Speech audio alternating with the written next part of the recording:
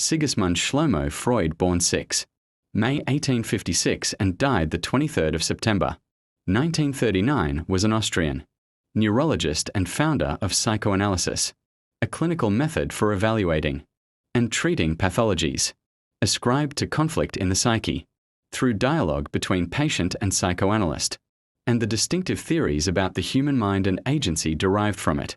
Freud was born to Galician Jewish parents in the Moravian town of Freiburg, in the Austrian Empire. He qualified as a doctor of medicine in 1881 at the University of Vienna.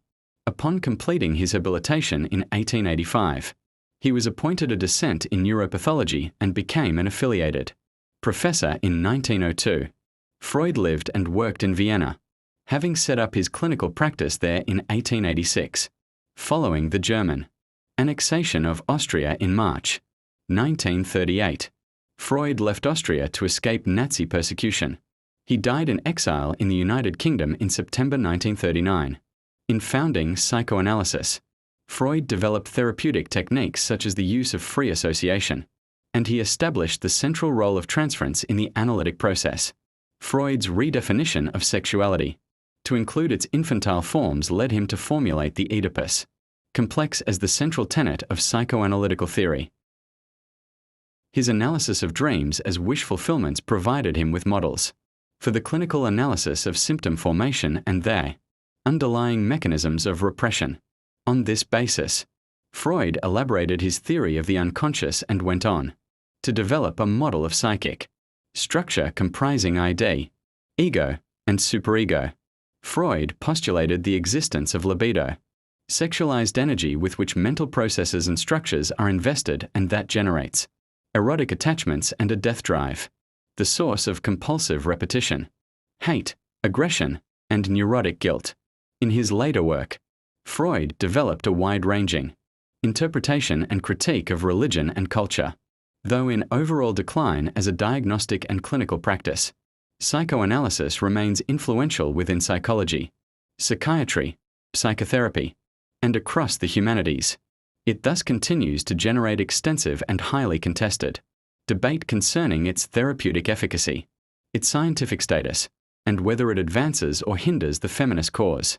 Nonetheless, Freud's work has suffused contemporary Western thought and popular culture. W. H. Auden's 1940 poetic tribute to Freud describes him as having created a whole climate of opinion, under whom we conduct our different lives.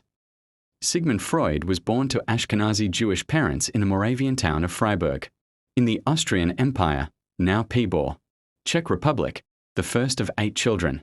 Both of his parents were from Galicia. His father, Jakob Freud, a wool merchant, had 2 sons, Emmanuel and Philip, by his first marriage. Jakob's family were Hasidic Jews and, although Jakob himself had moved away from the tradition, he came to be known for his Torah study. He and Freud's mother, Amalia Nathan-San, who was 20 years younger and his third wife, were married by Rabbi Isaac Noah Mannheimer on the 29th of July 1855. They were struggling financially and living in a rented room in a locksmith's house at Schlossergasse 117. When their son Sigmund was born, he was born with a caul, which his mother saw as a positive omen for the boy's future. In 1859, the Freud family left Freiburg. Freud's half-brothers immigrated to Manchester, England, parting him from the inseparable playmate of his early childhood, Emmanuel's son, John. Jakob Freud took his wife and 2 children. Freud's sister, Anna, was born in 1858. A brother, Julius, born in 1857, had died in infancy, firstly to Leipzig and then in 1860, to Vienna, where 4 sisters and a brother were born. Rosa, born in 1860. Marie, born in 1861. Adolphine, born in 1862. Paula, born in 1864. Alexander, born in 1866. In 1865, the 9-year-old Freud entered the Leopoldstädter Communal Realgymnasium, a prominent high school. He proved to be an outstanding pupil and graduated from the Matura in 1873 with honors. He loved literature and was proficient in German, French, Italian, Spanish, English, Hebrew, Latin and Greek. Freud entered the University of Vienna at age 17. He had planned to study law, but joined the medical faculty at the university, where his studies included philosophy under Franz Brentano, physiology under Ernst Breuer, and zoology under Darwinist Professor Karl Claus. In 1876, Freud spent 4 weeks at Claus's zoological research station in Trieste, dissecting hundreds of eels in an inconclusive search for their male reproductive organs. In 1877, Freud moved to Ernst Breuer's physiology laboratory, where he spent 6 years comparing the brains of humans with those of other vertebrates such as frogs, lampreys, as well as invertebrates. For example, crayfish. His research work on the biology of nervous tissue proved seminal for the subsequent discovery of the neuron in the 1890s. Freud's research work was interrupted in 1879 by the obligation to undertake a year's compulsory military service. The lengthy downtimes enabled him to complete a commission to translate 4 essays from John Stuart Mill's collected works. He graduated with an MD in March 1881. In 1882, Freud began his medical career at Vienna General Hospital. His research work in cerebral anatomy led to the publication in 1884 of an influential paper on the palliative effects of cocaine, and his work on aphasia would form the basis of his first book on aphasia, A Critical Study, published in 1891. Over 3 years, Freud worked in various departments of the hospital. His time spent in Theodor Meinert's psychiatric clinic and as a locum in a local asylum led to an increased interest in clinical work. His substantial body of published research led to his appointment as a university lecturer or docent in neuropathology in 1885, a non-salaried post but one which entitled him to give lectures at the University of Vienna. In 1886, Freud resigned his hospital post and entered private practice, specializing in nervous disorders. The same year, he married Martha Benriess, the granddaughter of Isaac Benriess, a chief rabbi in Hamburg. Freud was, as an atheist, dismayed at the requirement in Austria for a Jewish religious ceremony and briefly considered, before dismissing, the prospect of joining the Protestant confession to avoid one. A civil ceremony for Benriess and Freud took place on the 13th of September, and a religious ceremony took place the following day, with Freud having been hastily tutored in the Hebrew prayers. The Freuds had 6 children: Mathilde, born in 1887, Jean-Martin, born in 1889, Oliver, born in 1891, Ernst, born in 1892, Sophie, born in 1893, and Anna, born in 1895. From 1891 until they left Vienna in 1938, Freud and his family lived in an apartment at Berggasse 19, near Ingolstadt. On the 8th of December 1897, Freud was initiated into the German Jewish Cultural Association B'nai B'rith, to which he remained linked for all his life. Freud gave a speech on the interpretation of dreams, which had an enthusiastic reception. It anticipated the book of the same name, which was published for the first time 2 years later. Freud began smoking tobacco at age 24, initially a cigarette smoker. He became a cigar smoker. He believed smoking enhanced his capacity to work and that he could exercise self-control in moderating it. Despite health warnings from colleague Wilhelm Fliess, he remained a smoker, eventually developing buccal cancer. Freud suggested to Fliess in 1897 that addictions, including that to tobacco, were substitutes for masturbation, the one great habit. Freud had greatly admired his philosophy tutor, Franz Brentano, who was known for his theories of perception and introspection. Brentano discussed the possible existence of the unconscious mind in his Psychology from an Empirical Standpoint, 1874. Although Brentano denied its existence, his discussion of the unconscious probably helped introduce Freud to the concept. Freud owned and made use of Charles Darwin's major evolutionary writings and was also influenced by Eduard von Hartmann's The Philosophy of the Unconscious, 1869. Other texts of importance to Freud were by Fechner and Herbart, with the latter's Psychology as Science, perhaps of underrated significance in this respect. Freud also drew on the work of Theodor Lipps, who was one of the main contemporary theorists of the concepts of the unconscious and empathy. Though Freud was reluctant to associate his psychoanalytic insights with prior philosophical theories, attention has been drawn to similarities between his work and that of both Schopenhauer and Nietzsche. In 1908, Freud said that he occasionally read Nietzsche and was strongly fascinated by his writings, but did not study him, because he found Nietzsche's intuitive insights resembled his own work at the time too much, and also because he was overwhelmed by the wealth of ideas he encountered when he read Nietzsche. Freud sometimes would deny the influence of Nietzsche's ideas. One historian quotes Peter L. Rudnitsky, who says that based on Freud's correspondence with his adolescent friend Eduard Silberstein, Freud read Nietzsche's The Birth of Tragedy, and probably the first two of the Untimely Meditations when he was 17. Freud bought Nietzsche's collected works in 1900, telling Wilhelm Fleiss that he hoped to find in Nietzsche's works the words for much that remains mute in me. Later, however, he said he had not yet opened them. Freud came to treat Nietzsche's writings, according to Peter Gay, as texts to be resisted far more than to be studied. His interest in philosophy declined after he decided on a career in neurology. During the formative period of his work, Freud valued and came to rely on the intellectual and emotional support of his friend, Wilhelm Fleiss, a Berlin-based ear, nose, and throat specialist, whom he had first met in 1887. Both men saw themselves as isolated from the prevailing clinical and theoretical mainstream because of their ambitions to develop radical new theories of sexuality. Fleiss developed highly eccentric theories of human biorhythms and a nasogenital connection which are today considered pseudoscientific. He shared Freud's views on the importance of certain aspects of sexuality, masturbation, coitus interruptus, and the use of condoms, in the etiology of what was then called the actual neuroses, primarily neurasthenia and certain physically manifested anxiety symptoms. They maintained an extensive correspondence from which Freud drew on Fleiss's speculations on infantile sexuality and bisexuality to elaborate and revise his own ideas.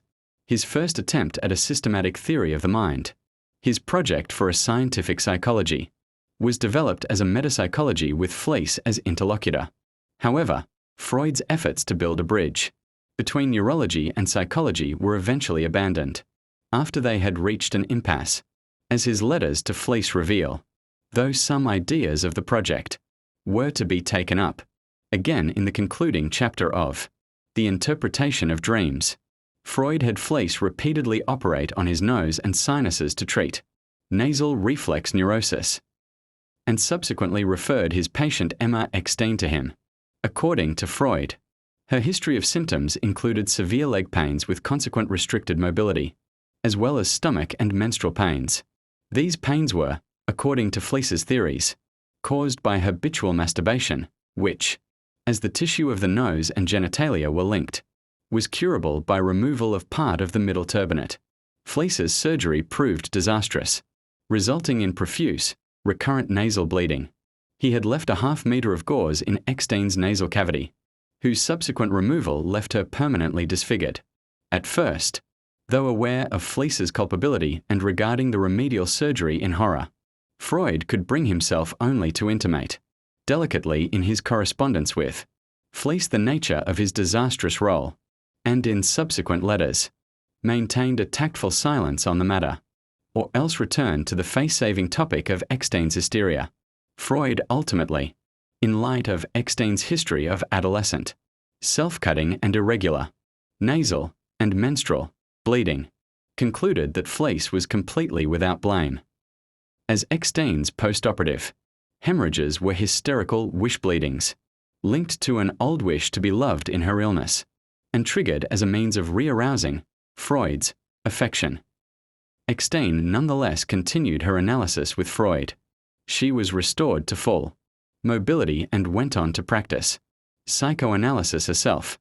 In October 1885, Freud went to Paris on a 3-month fellowship to study with Jean-Martin Charcot, a renowned neurologist who was conducting scientific research into hypnosis. He was later to recall the experience of this stay as catalytic in turning him toward the practice of medical psychopathology and away from a less financially promising career in neurology research. Charcot specialized in the study of hysteria and susceptibility to hypnosis, which he frequently demonstrated with patients on stage, in front of an audience, once he had set up in private practice in Vienna in 1886. Freud began using hypnosis in his clinical work. He adopted the approach of his friend and collaborator Josef Breuer, in a type of hypnosis that was different from the French methods he had studied, in that it did not use suggestion, the treatment of one particular patient of Breuer's proved to be transformative for Freud's clinical practice, described as Anna O. She was invited to talk about her symptoms while under hypnosis. She would coin the phrase talking cure. Her symptoms became reduced in severity as she retrieved memories of traumatic incidents associated with their onset. The inconsistent results of Freud's early clinical work eventually led him to abandon hypnosis, having concluded that more consistent and effective symptom relief could be achieved by encouraging patients to talk freely, without censorship or inhibition, about whatever ideas or memories occurred to them. He called this procedure free association. In conjunction with this, Freud found that patients' dreams could be fruitfully analyzed to reveal the complex structuring of unconscious material and to demonstrate the psychic action of repression, which he had concluded underlay symptom formation. By 1896, he was using the term psychoanalysis to refer to his new clinical method and the theories on which it was based. Freud's development of these new theories took place during a period in which he experienced heart irregularities, disturbing dreams, and periods of depression and neurasthenia that he linked to the death of his father in 1896, and that prompted a self-analysis of his own dreams and memories of childhood. His explorations of his feelings of hostility to his father and rivalrous jealousy over his mother's affections led him to fundamentally revise his theory of the origin of the neuroses. Based on his early clinical work, Freud postulated that unconscious memories of sexual molestation in early childhood were a necessary precondition for psychoneuroses, hysteria, and obsessional neurosis. A formulation now known as Freud's seduction theory. In the light of his self-analysis, Freud abandoned the theory that every neurosis can be traced back to the effects of infantile sexual abuse, now arguing that infantile sexual scenarios still had a causative function. It did not matter whether they were real or imagined, and in either case, they became pathogenic only when acting as repressed memories. This transition from the theory of infantile sexual trauma as a general explanation of how all neuroses originate to one that presupposes autonomous infantile sexuality provided the basis for Freud's subsequent formulation of the theory of the Oedipus complex. Freud described the evolution of his clinical method and set out his theory of the psychogenetic origins of hysteria, demonstrated in several case histories. In Studies on Hysteria published in 1895, co-authored with Josef Breuer. In 1899, he published The Interpretation of Dreams, in which, following a critical review of existing theory, Freud gives detailed interpretations of his own and his patients' dreams in terms of wish fulfillments, made subject to the repression and censorship of the dream work. He then sets out the theoretical model of mental structure, the unconscious, preconscious, and conscious, on which this account is based. An abridged version, On Dreams, was published in 1901. In works that would win him a more general readership, Freud applied his theories outside the clinical setting in The Psychopathology of Everyday Life, 1901, and Jokes and Their Relation to the Unconscious, 1905. In 3 essays on the theory of sexuality, published in 1905, Freud elaborates his theory of infantile sexuality, describing its polymorphous perverse forms and the functioning of the drives to which it gives rise in the formation of sexual identity. The same year he published fragment of an analysis of a case of hysteria, which became one of his more famous and controversial case studies, known as the Dora case study. For Freud, it was illustrative of hysteria as a symptom and contributed to his understanding of the importance of transference as a clinical Phenomenon. In other early case studies, Freud described the symptomatology of obsessional neurosis in the case of the rat man, and phobia in the case of little hands.